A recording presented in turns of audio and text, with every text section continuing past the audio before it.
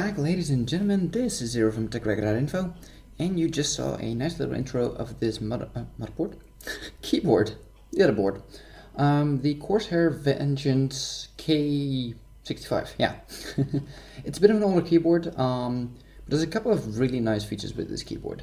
Now, straight off the bat, a couple of disadvantages. I'm gonna try to show this on camera. No numpad, so it's a compact, is what they call it. So you have no numpad. You do have some media keys here. Let's try to get everything in frame here. So up here, which isn't fully in frame, there we go. Up here we have some media keys. Let me make sure this is in focus. I think it is. So we have mute, softer, louder on volume, a disable Windows key, so you can hit the, try and just, by the way, I'm sitting here because of light. This is the best natural light at this moment. So Windows key here, during gaming, you can tap that key at the top to turn it off, so you don't have issues with that. Quickly, on the top side here, we have a switch. Basically, you want to keep this at 1. If you're having issues in your BIOS, flip it all the way to the other side where it says BIOS, and anything else basically is not interesting for anybody. I'm not sure why they put it in. It's, in case you're wondering, it's the polling rate, so how quickly it will check for updates to send. So it's not important. Only if you have issues, put it in BIOS. If you're like in your BIOS and it doesn't register the keys, because it does some magic underwater. We'll get into that a little bit, but yeah. So that's that. And then one more thing, actually on the bottom here. Let's see if you can actually, let me flip it around so we can get some light on there. So, yeah, don't hit the window. Down here you can see a little hole and a little line running to it. You can plug in a micro USB cable here, and you can put the cable in here nicely so it's nice and flat, the cable's not in the way, and it's detachable. Very nice feature. And then one last thing before we actually look at the keyboard, this is the amount of flex. None. That's just me moving. Like, I can't move this thing. There's no, I'm trying to twist it, in case you're wondering, like twist it like that. It's just, yeah, that's metal. You can't twist this thing, and it's shaped metal.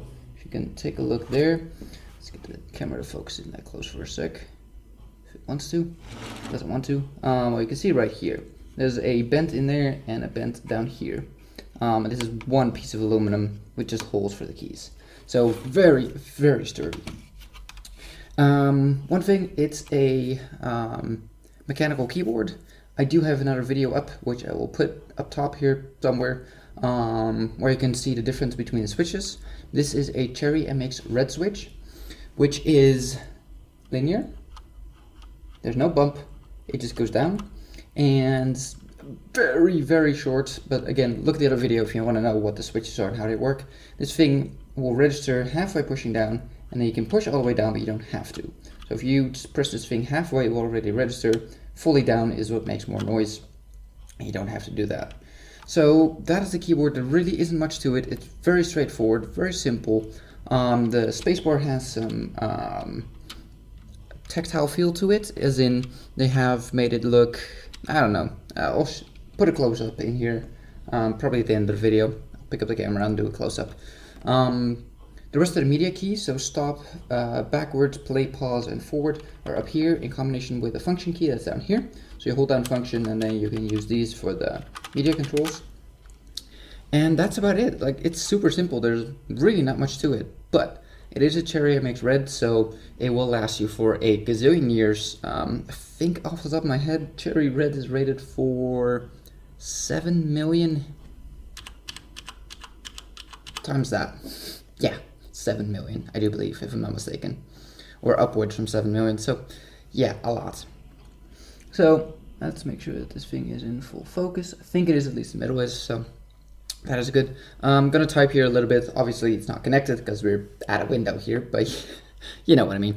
Microphone, you can see, is in the back there. It's about, yeah, let's say a foot away from the center. Yeah, so 30 centimeters away from the center of the keyboard, give or take. So you can get an idea of what it sounds like.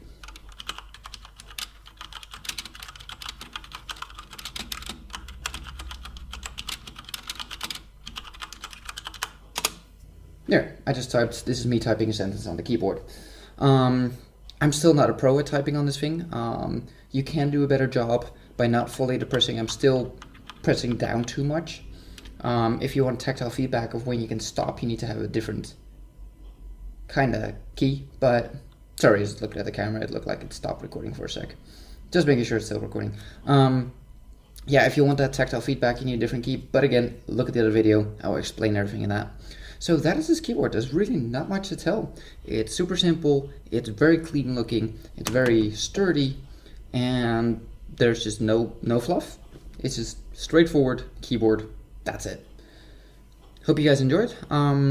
If you want to know more about mechanical keyboards and if there's something for you and what the benefits and that sort of stuff is, then again, look at the other video. I go into depth on all the key switches, what they do, how they work, and all that, the difference between them. One last thing before we stop here, and then I'll stay with Spacebar still, is that this is good for gaming because with the tactile feedback, you also have a little bit of a bump that you have to go past. You have to let it come up from the bump before you can press it down again.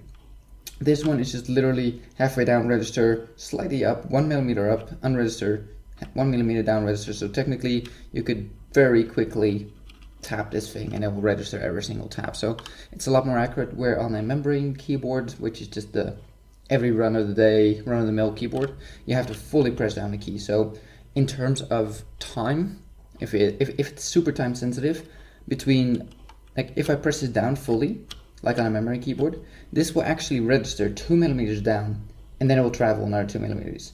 While on a membrane keyboard, it won't register until it's the fully 4 millimeters down.